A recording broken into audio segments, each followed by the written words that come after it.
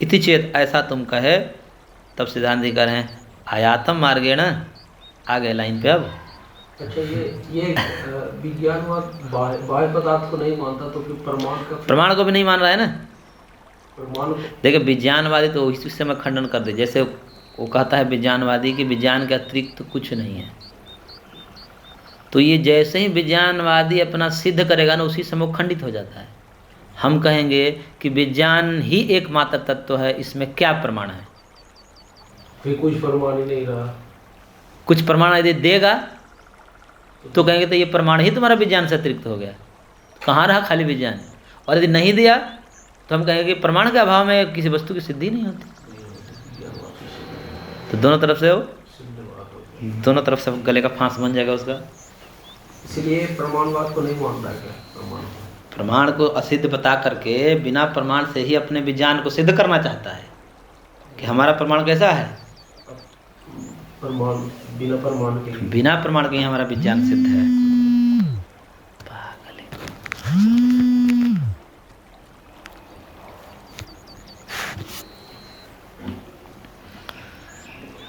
तो कह रहे हैं कि देखिए अभी तो असत कह रहे थे, अब क्या कहने लगे? नहीं, वो असत प्रमाण में भी व्यवहारिक सत्ता तो है ही।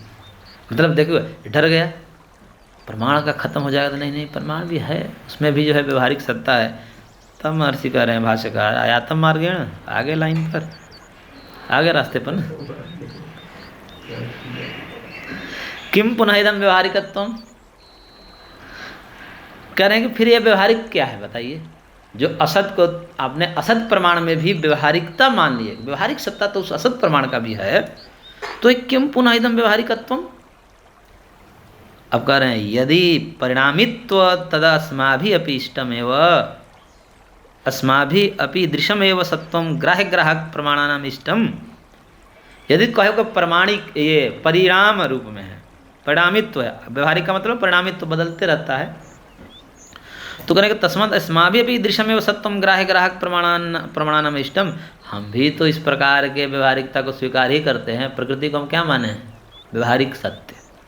व्यवहारिक सत्य को ही हम कहते हैं परिणामी नित्यता है।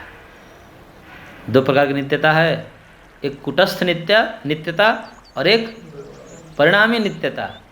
पुरुष को हम कुटस्थ नित्य मानते हैं और प्रकृति को, और कुटस्थ नित्य का ही एक अपर नाम है पारमार्थिक सत्य, और परिणामी नित्य का ही एक अपर नाम है व्यावहारिक सत्य। ठीक है ना? तो पारमार्थिक और व्यावहारिक थोड़ी तो हम भी मानते हैं, तो भाई झगड़ा कहाँ है जब आप भी मानते हैं? तो कह रहे कि सुक्ति रजतादि तुल्यत्वस्यैव प्रपंचस्माभि प्रतिषेधात्। हमने प्रतिषेध किया है कि जो ये कह देते हैं, इस जगत को और माया को कह देते हैं कि सुक्ति रजत आदि के तुल्य है। सुक्ति में जैसा रजत का भ्रम हो जाता है ना, सुक्ति सीपी में चांदनी रात में चांदी का भ्रम हो जाता है, रजत का भ्रम हो जाता है, रात में सफ़ेद दिखाई देता है, तो वहाँ पर न होते हुए वस्तु दिखाई देती है। ऐसे जो कहता है कि जगत भी न होते हुए,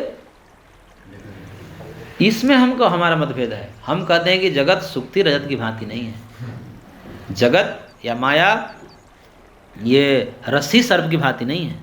शंकराचार्य जी यही कहते हैं कि रस्सी सर्प की भांति है। ये माया, ये जगत तो है ही नहीं, ये बस भ्रम है। सांख्य क्या कहते हैं? नहीं नहीं नहीं, भ्रम नहीं है। व्यावहारिक सत्ता का मतलब चलो कुछ देर के लिए सही है, तो घट कुछ देर के लिए सही, लेकिन घट है तो, क्योंकि उससे अर्थ क्रियाकारित्व तो सिद्ध हो रहा है, तो उसको आप एकदम स्वप्न की भांति नहीं कह सकते। यही मतभेद है।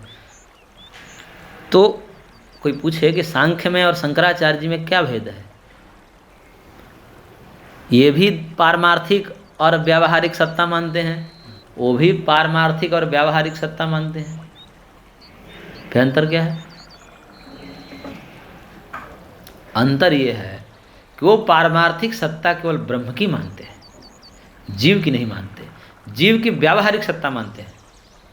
और हमारे यहाँ पुरुष में दोनों आ गए। सांख्य में पुरुष में ईश्वर भी आ जाता है और जीव भी आ जाता है।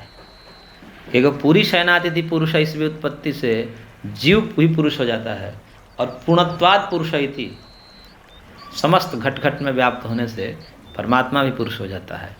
तो इस प्रकार से पुरुष कहने से जीव और ईश्वर दोनों ही पारमार्थिक सत्य हो गए, और बचा माया जगत। ये व्यावहारिक सत्य है क्योंकि बदलती है माया, और जबकि इसको उन्होंने प्रातिभाषिक में डाल रखा है। शंकराचार्य जी ने प्रातिभाषिक में, इन्होंने कहा कि नहीं प्रातिभाषिक नहीं है, दो ही में दोनों हो गए। पुरुष पारमार्थिक है, पुरुष की पारमार्थिक सत्ता है, और जगत या माया की व्यावहारिक सत्ता है। वो प्रातिभाषिक मान दे, वही समस्या है कहने का, हम उसी का निषेध करना चाहिए। जगत या माया के ये सुक्ति और रजत आदि की तरफ प्रातिभाषिक नहीं है, हम प्रातिभाषिक सत्ता का निषेध कर रहे हैं। तो सुक्ति रजत आदि तुल्यत्वस्यैव प्रपंचस्माभिः प्रतिषेधात्